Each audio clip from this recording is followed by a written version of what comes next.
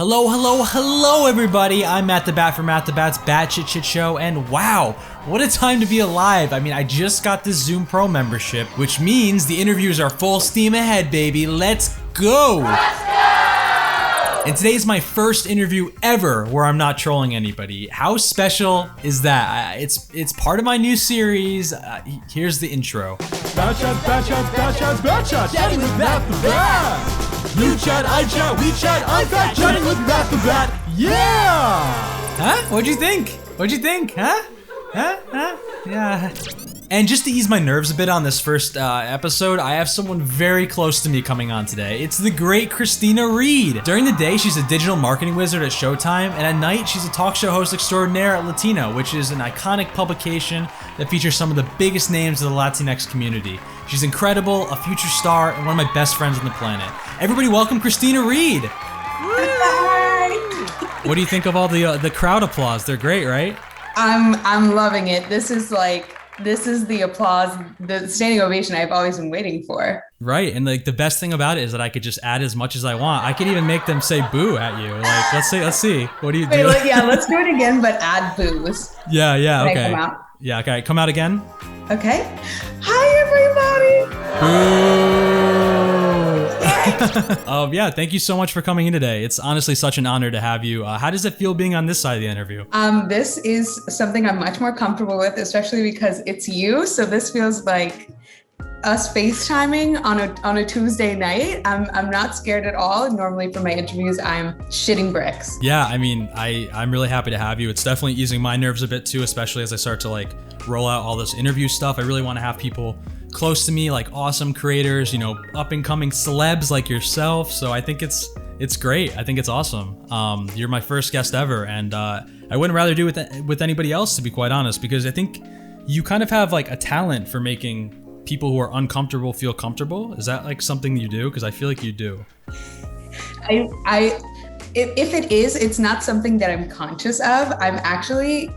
I know this, a lot of people wouldn't believe if I said this, but I'm actually painfully shy, especially when I meet somebody for the first time. So I feel like there are so many people who I meet and become friends with who are like, I feel like you kind of bamboozled me. In the beginning, you were quiet and, one way, and now I'm absolutely wacky once I get to know people. But I mean, if I make anybody feel comfortable, then I will gladly take that, because I'm uncomfortable the whole time.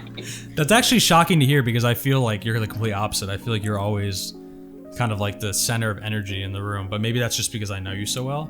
Well, I think I have two different, not personalities, but I, like, on the inside, painfully shy, nervous, always overthinking everything, kind of like Larry David and Curb Your Enthusiasm, where as I'm interacting with somebody, I'm thinking about everything that could go wrong and everything that did go wrong. But then on the outside, I guess there's some grace and some poise that, hey, I'll fake it till I make it, I guess. Definitely. No, I love it. I mean, you have great energy. And speaking of energy, do you know how I have so much energy at 8:18 p.m. EST right now? How do you have so much energy, Matt? I drink a lot of coffee. And do you know what kind of coffee I drink? What kind of coffee do you drink, Matt? I drink Superlost Coffee. And guess what? Today's episode would not be possible without our sponsor, Superlost Coffee. And I don't know if you've heard of them before, but they're an awesome Bushwick, like, local coffee place run by my friend David. Incredible. They're really great at supporting artists like you and I. So anybody listening to this, check them out. They'll help you be your best caffeinated selves. Link to their store is in my bio below. You love the coffee, right? Shout out to today's sponsors. They hooked us up. But yes, all right, Christina. So I've known you for a couple years now, and it's no surprise to see that you're killing it, to be honest with you. I wanted to bring you on for a couple reasons. And one reason, I have to be honest with you, I'm kind of investing in you and your search terms now, because I think that you're going to be one of the greats when it comes to interviewing. So if I could kind of, be on the search term radar, it's a little bit for me as well. You're using me for SEO? I'm using you for SEO, just a tad bit. Is that all right with you? I have to ask you after the fact. But. I mean, from your mouth to God's ears. I hope the SEO starts popping off right after this interview. How do you know I'm not using you for some SEO? You too have some equity that I can be clout chasing off of. You know what? I don't have much, to be honest with you. And you know why? Because it's like kind of hard to find my channel, which is weird.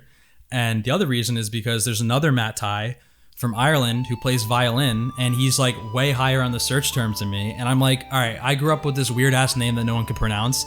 All to have this dude like steal it and just be the top search term, it's bullshit. Okay, so my top search term is Christina Reid, an Irish playwright, and I'm actually freaking out that that's your top search term because that's mine. So when you look me up, she's the first lady that comes up, and I mean she passed away, so R.I.P. to her. But yeah, she's been my top search term for a minute. Oh my god, that's so Gotta weird. insert a picture of her somewhere. Yeah, I will for sure. We should do like an episode where we just. Oh wait, she's dead. Shit. Oh man, that's terrible. I feel so bad. And the second reason why I'm bringing you on is because we're both kind of like in this super unique position right now. What are the chances that we started working at similar jobs at the same company, we worked together on the same floor, and we kind of found our passion for being hosts outside of our 9-to-5s? And it's just kind of like an interesting parallel between us. And I think it's kind of cool to talk to you about it because I don't know who to talk to about this shit. Like, who do I talk to about this? It's not something that everybody has in common in the world we work in. It's definitely like a niche thing. So I have to ask, like, how's it been going so far for you? So far, so good. I truly could not complain. This is something that I've always wanted. I've always wanted to be in front of the camera, but I really did find immense joy, and I am finding immense joy in being behind the camera for these bigger networks. I'm learning so many tricks of the trade. I also did not go to school for any of this, so I should be, somewhere in law school right now, but instead I'm in this entertainment field. So I'm grateful to have been behind the scenes to learn a lot, because I feel like that preparation has made my transition to on camera a lot easier. I know what's expected as to like how a shot should look. I know how it should sound. It definitely has made it a lot easier. I still am nervous all the freaking time, and watching myself back in the edit process is actually the worst time I will ever have ever. But yeah, this kind of like 9-to-5 and then 5-to-9 job that we have going on it's tough. I don't sleep at all anymore, but it's the most fun I think I've ever had. Well, yeah, I mean, it's therapeutic in a way. It's like, especially talking about other people, it's such a nice feeling, because if you can uplift other people and kind of get their voice heard, for me anyways, that's been like a really rewarding part of this experience, is like, how can I lift creators up? How can I do all this stuff? And you do that in a similar way too. So like, why don't you explain kind of what you do at Latina, and what is it, and why should people know about it? Of course. Okay, so at Latina Magzine, I am the host and producer of our series. It's a digital series called La Primera Vez, which in Spanish means the first time. And the whole premise of the show is talking to celebrities, musicians, actors who are popular within among the Latinx community and are Latinx themselves, and getting to understand those first kind of cultural moments that defined who they are and help shape their trajectory. So it's been really great. The reason I even wanted to do a show like this in the first place is I'm a big history buff, and I'm obsessed with finding out what were like the beginning catalysts that made something happen. So whether that's like a big historical event or like a really small kind of like chain reaction that made something big happen. So with the show, I've gotten to understand, where these really cool people are from, what their first songs that they wrote were when they were like 3 years old, what was the first movie that they watched that, made them decide that this was a career that they wanted to pursue. So it's been really eye-opening. I just am obsessed with finding out those details about people, not from like I need to know, I'm like a gossip girl or like intrusive person, but just I'm so curious to always learn about how people were brought up. I know I have a unique upbringing, and I'm just one person out of billions of people in the world. So everybody has such a unique story to tell. So it's been really amazing kind of, watching those stories unfold before me. And Latina Magazine is just such a huge magazine. It was in print a few years ago, and, when it was in print, it was big, J-Lo on the cover and, you know, everybody who you can imagine. So now they're doing a rebrand and a whole restructure. So there's just going to be so much more on the way. So I'm happy to be a part of a digital series that's a part of that, you know, new wave. Yeah, that's awesome. So I guess that brings me to my next question is like, a big part of your job is to kind of getting to know the origin stories of a lot of these people who you may have looked up to or who have been featured. I want to know, like, what's your origin story? Like, what makes your identity work for this host position? So basically you asked me what's my villain origin story. Yep. That is, so it's funny. I feel like my parents have always known that I wanted to be on camera in some way. Like everything when I was little, I took as a performance. So like if we're watching a TV show, I had to be standing in front of the TV. If we were like, if it was a rainy day, I had to do a performance on the street with an umbrella. And so they were just like, what are we going to do with you? Like, we need you to relax. So their answer to that was like, we need to put her in a lot more school. Like this girl needs some structure. Like all the report cards I would get when I was younger was like, great student, but you know, wants to perform for the whole class and distract everybody. Yeah, and great student, never shuts the f up. Actually, they're like, she needs to shut up. She's disrupting everybody. So that's kind of, that's where this whole thing started, where I just was nosy and would talk a lot. And it wasn't until college where I was, you know, my major was industrial labor relations, which does not even, I couldn't even tell you what that means because it doesn't correlate at all to what I'm doing now. But I just fell in love with wanting to be on camera so much.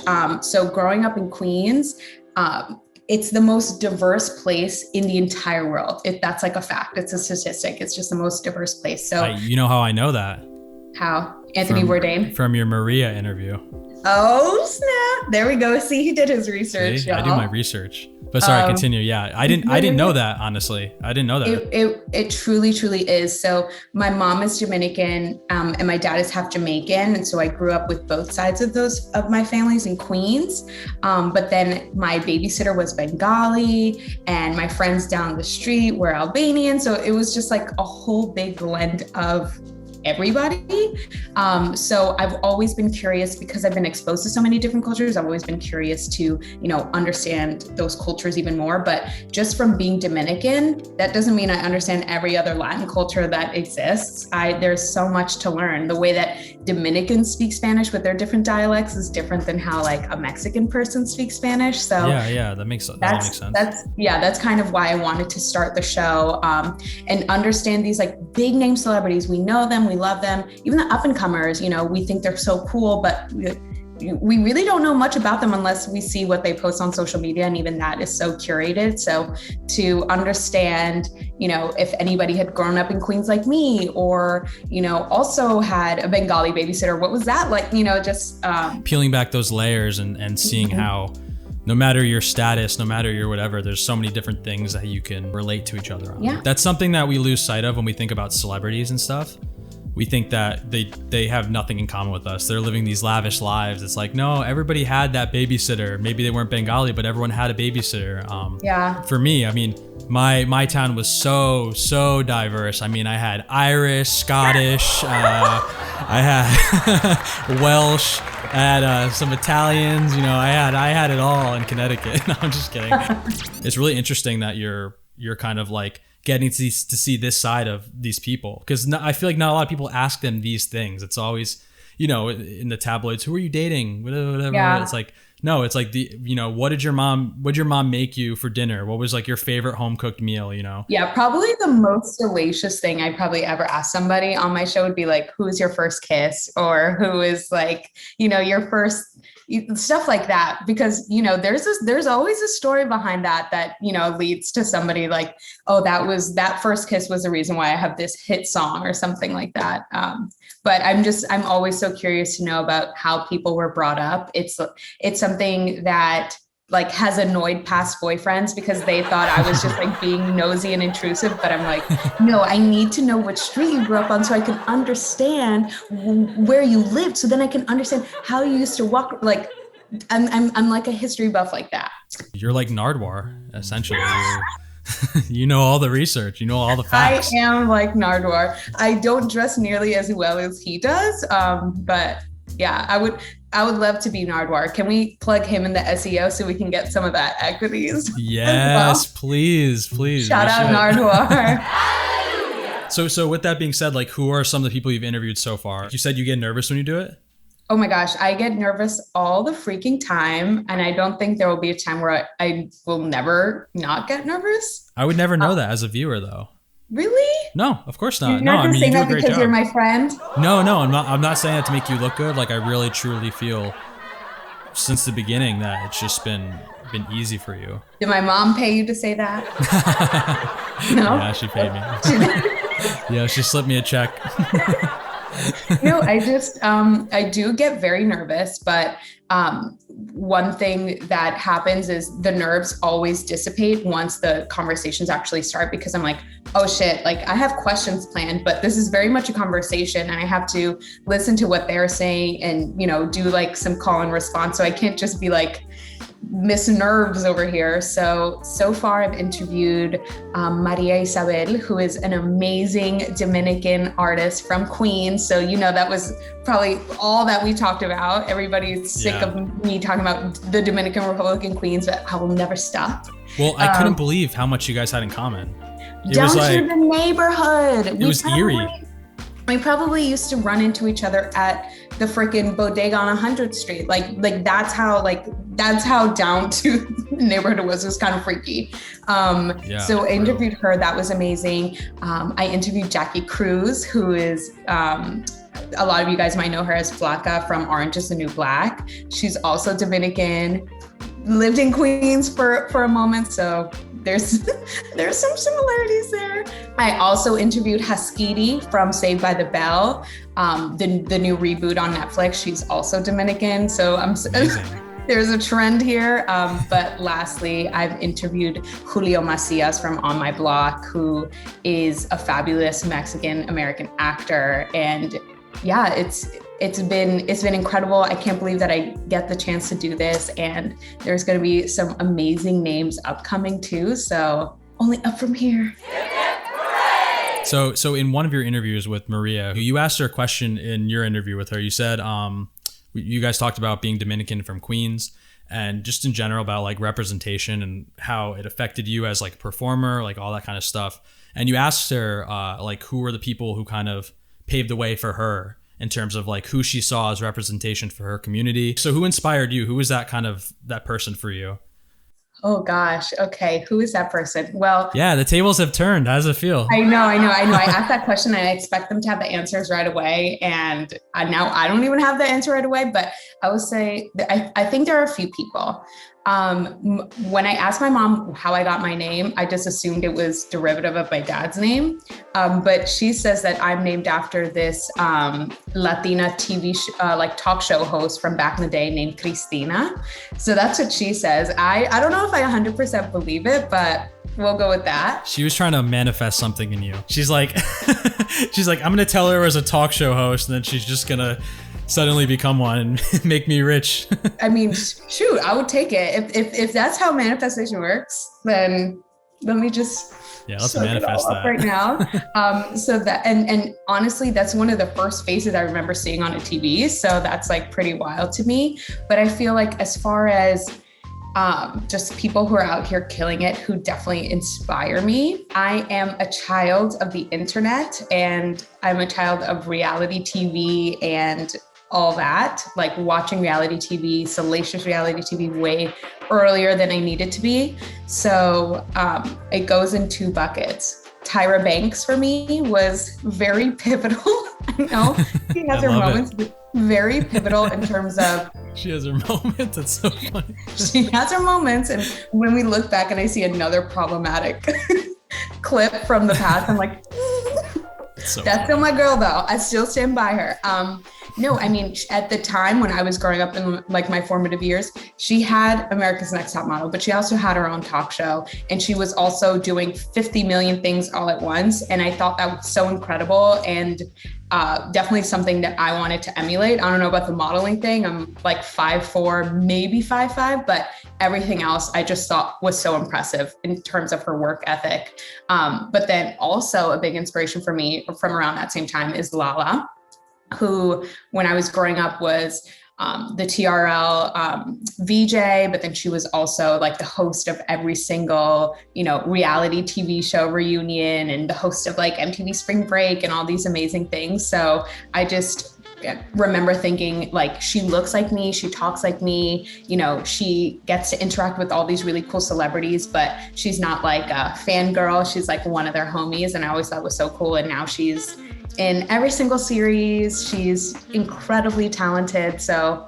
yeah, I would say those two for sure. That's kind of like the best place to be, in my opinion, because to be friends with the cool guy is awesome. To be a really great host, you can be someone who isn't necessarily like the biggest celebrity ever, but knows all these celebrities and has had really incredible moments with them. Like Zane Lowe is a big influence to me.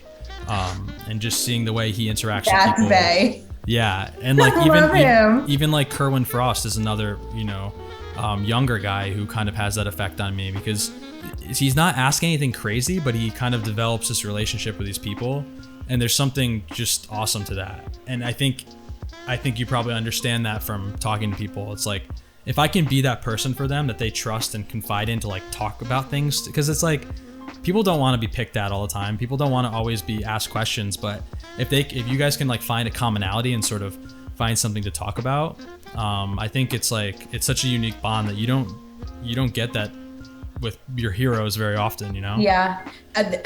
What you've just described perfectly, like you've just described perfectly how I've always felt. So that's why I like to ask those like questions about people's formative years and those first moments. So that way you can get those really precious gems, because unless you ask, you're probably never going to get that information. Totally. It's one thing to listen to it on YouTube or watch it on YouTube, but to actually ask the question and have somebody confide in you and want to give you those answers is something totally unique. And that's like a big part of my journey through this, is like, I really want to have those moments. Before you brought something up, which I want to touch on before I forget, is you were talking about Tyra Banks and kind of how you looked up to her for kind of doing everything. She was a model, she was a host, like all these different things that she was doing, like multi-talented, hand in every pot type situation. The thing about that I'm realizing is that's like kind of coming back around. Like, so I watched this video like 2 days ago on, it's Colin and Samir. They do a show together and they talk a lot about like YouTube analytics and kind of what's going on in the world of social media and the internet and all that stuff. And it's really, really interesting. I highly recommend you check it out. And they just did a whole episode on the creator economy. In terms of how I define the creator economy, it's the economy in which people are building influence and an audience online, primarily through social platforms. Which is essentially the idea, like someone who does Etsy, they're this one type. You have Shout the person who does, and they're the person who like commodify things. Like they commodify pieces, art, like these different things, and they sell them. They sell it out into the world. Then there's the type that's like the Uber driver who's like selling a service to somebody but is not recognized by name. That's a different branch. And then there's like content creator, which is what we see, like what you and I are. And what's really interesting about it is like the content creator is kind of the person who runs their own business. So it's almost like back in the day where they'd go to small towns and there'd be like the blacksmith who was like making the swords. There'd be like the leather guy who's like making the boots. And they talk about that in the episode. It's really interesting. It's like the content creator economy is booming right now. It's booming because like YouTube is really powerful right now. The amount of money you can make on YouTube, from what I've been learning from all these videos I've been watching. I mean, I don't make shit. Don't get me wrong. I haven't made a penny in my life from YouTube, but you will. I will. I think so. I hope so. But it's a good time to be doing what we're doing, because what you can do is you can build those brands. You can be like a modern day social media version of Tyra Banks, where you have merch, you have a service, you have a Patreon, you have all these different things that kind of work together. And it's just really interesting, and it's interesting how people do build their brands together. And I guess that makes me want to ask you, like, how are you building your brand with all this? Because obviously Latina is like huge online, and have you been getting like any runoff numbers from that, or? There is a YouTube channel in the works, so. Oh, no way. That's an exclusive, Matt Tighe. Top secret news. I blessed you with an exclusive. There's a YouTube channel in the works, a personal Christina Reid YouTube channel, so. That's so exciting. I'm really keep your eyes out for that. Yeah, that's awesome. I had no clue. That's great. I'm excited. I'm gonna do the first sub. Let me know. No, but in terms of like the business, I'm, flirting with the idea of starting an LLC. I'm, learning the differences between, like how I can, form a business entity. I'm learning about tax rules. So I'm definitely in this building phase where I want to have all the information before I start. I know a lot of people are like, just start and it will happen and you'll figure it out. But I am the biggest worrywart. And so I need to make sure that I have every detail planned out before I do begin. But just in terms of like learning about the business, I'm also learning that Instagram is such a powerful platform and it's a way for people to connect. It's a way for people to publicize themselves. It's a way that I've been marketing the show, and just to see people share it and like and comment, people who in a million years I thought would never even care are being so kind through social media has been like something really heartwarming. I have immense imposter syndrome, like to the fullest extent. So when I see somebody share or like or comment, which is like totally a free, nice thing to do, it always like takes me by surprise. So just knowing that Instagram and YouTube are being used for good in this sense is really amazing, because we know that it can also be used for bad. And we know that there could be hate comments and just evil people and evil trolls, but so far so good.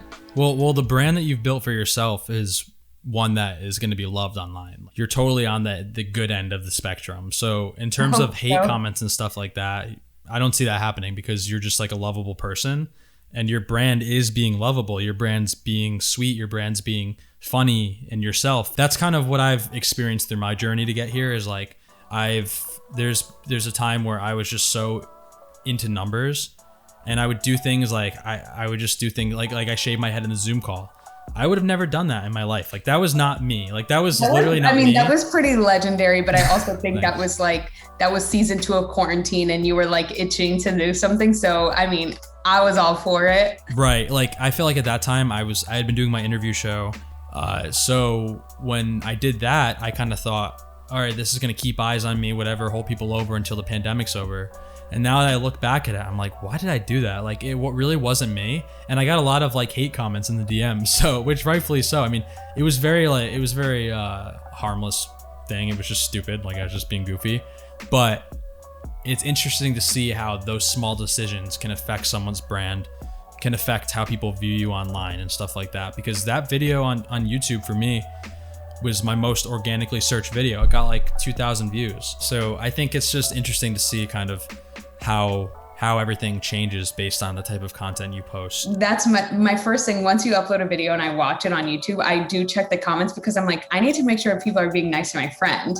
And so when I beam, when I see like the comments on your last video on the Billie Eilish, they're all like, I love the production quality. Like, this is so great. Keep it up. Wish we had more subscribers. And I'm like, yes, thank you. See, this is the nice side of the internet I want to stay on. I didn't even know it was called imposter syndrome, but I feel that every time I see a comment. Like, I'm so grateful for somebody just even seeing like somebody like it, like a view, a comment, just or a DM. Like people were DMing me like crazy. Like 2 videos ago I posted and I was like, what this is crazy. Like people are caring about what I'm doing and they feel inspired by what I'm doing. And that's like kind of, what we were talking about earlier is like, who's that person that paves the way for you? And whether we know it or not right now, I think we might be doing that. I feel like it's a start. Like if I can, if one kid sees my video and is like, oh, this schmuck can do it, maybe I can do it. That's like what I would love, Can I add to my list of people who inspire me? We have Christina, we have Tyra Banks, we have Lala, we have Issa Rae, and then we have Matt Tighe. Because I would say, Matt, you are truly a big inspiration. I feel like 2020 was obviously hard on everybody, but it was like the darkest I had ever found myself. And I like made a promise to myself that like if we made it out and things started to get better, like light at the tunnel. Obviously things are not amazing and where we want them to be, but they definitely are getting better. I just like made a promise to myself that I was not going to like kind of take this life and my passions for granted.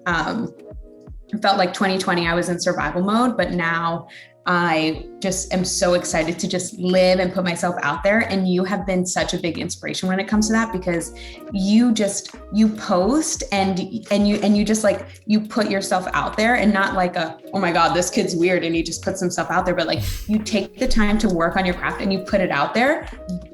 For me when Latina posts the interview, for me to share that clip onto my Instagram story and say, hey everybody, this interview is like that, it kills me literally. It just like fills me with every single anxious feeling. But I always remind myself, I'm like, please, Matt Tighe wouldn't think twice. He would post this, he would put something funny in the copy and let it rip and let the world consume it. So you're on that list. Thanks. But I feel that exact feeling you're talking about. Like, I know how it feels to press post and then be like, oh my God, this is so awkward. Like, I have to press post and throw my phone across. Like, then I either take 2 melatonin and go to sleep, because if I look at analytics, don't matter to me really. It's more about like me seeing somebody like from my past.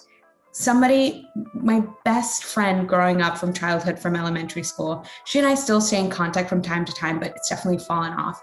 And she sent me a message that reduced me to tears. She said, I have home videos of you in my living room making pretend to host American Idol. So to see you doing this is just like you're just filling me with so much pride. And I was like, oh my gosh, I'm about to lose it right now. So like, those are the things that like, you know, that's the kind of engagement I want. But then you can't help but like click on the analytics and you see like 3 people shared this. Were they 3 people who shared this because they want to get the word out, or are they like putting it in their group chat? Like, look at this dumb bitch. What the hell is she doing? Who does she think she is? So I have to like tell myself to not listen to that, because the cooler things are, you know, people from your past or people from right now just cheering you on. Like there's nothing better than that. Yeah, the thing I'm realizing too is that people are definitely watching, whether you know it or not, and people are loving it, even if they don't comment on it. That's just the way things are. Like, people are much more likely to comment on something that they dislike than that they like. Yeah. So getting praise, like, I'm sure there's so many people in your life that are like, whoa, this is awesome.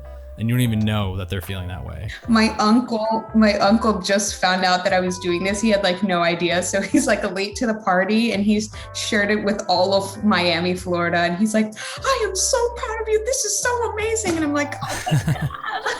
I love it. That's so sweet. But yeah, like moving forward, I think I'm really excited to see what you do. Do you have any dream people you want to, like, who's like the top dog? Like if all of your influences were in a room when they were like, Christina, pick me, like who would it be? Okay, for Latina, I would love to interview Lala. That would be a dream come true. Full circle moment. I don't even know if I'd be able to get the words out, because I would just be like, I'm obsessed with you. You are a queen. You are so amazing. So I doubt I'd be able to get the words out. And then just like in life, as I get older, I would love the chance to sit down in conversation with Issa Rae, study her mind, ask her those first questions, like who was her first kiss and what street did she grow up on and what was her babysitter like growing up? So I could understand just a little bit more about like how she came to be this like absolute powerhouse. And probably Spike Lee for that same reason. And then let's see who else. I mean, I think full circle, I might have to do you next. Oh yeah. Oh snap! I got the Matt Tighe cosign, the sign of approval. Hell yeah! I want to invest. Oh. That's so weird because to the moon. my animated character can't do that, so it's just like you just hear that noise, and you don't see me doing it. That's so funny. I gotta do that. But yeah, no, I'm excited to hear that. I mean, take care of yourself. Don't burn out. That's a huge thing that happens with YouTubers. It's just the burnout, especially because, you know, a lot of those YouTubers aren't working their 9 to 5s. Right. And they're still burning out. Yeah. So with us, it's like we're working the 9 to 5 and then we're taking on all these other things. Just take care of yourself. Please reach out if you have any questions, you need any help with anything. I will. Well, Christina, thank you so much. It was such a pleasure to have you. All her links are going to be in the bio below. Thank you for being the first guest. Wow, what an honor. I mean, let's hang out soon. Let's crack some Casamigos. Hit some bars now that we're back stuff. Are you ready? I'm so ready. Thank you so much for having me, Matt. This is honestly a dream come true. I took this so seriously. This is such an honor when you hit me up about this. So hello, Bat Shit Shit Show fans, friends, family. I'm honored to be a part of the SEO cloud that's happening here in this space. If you're so honored, you should tell them to like, comment, subscribe, because they might listen to you. They don't listen to me, so they might listen to you. Everybody, I want you to take your hand and I want you to go on that mouse or that trackpad. Click it. Like. That's the thumbs up button. And I want you to click on the subscribe button. It's red, I think. Click it. Then I want you to go over to your little keyboard. Your little keyboard. Matt Tighe is the best host in the world. That's what I want to do. 5 exclamation points. And then I want you to put in parentheses, Christina Reid isn't so bad either. 5 more exclamation points. Press send. Thank you. But yeah, so everybody check out Christina's stuff. Check out Latina. And remember to tune in next week or else. Wait. Did you know that's what I do at the end? Come on, you're a fan, you should know. Or else. No, we have to do it together. All right, wait. I have to say or else at the same time? Yeah, we say that's how I end the show every week. Oh, okay. All right, on 3, ready? Wait, should we do it on the 3 or should we do it on after the 3? We should do it 1. After 3. After 3, right. Okay. 1, 2, 3. Or else. Oh, that was decent. Thank you so much, Christina.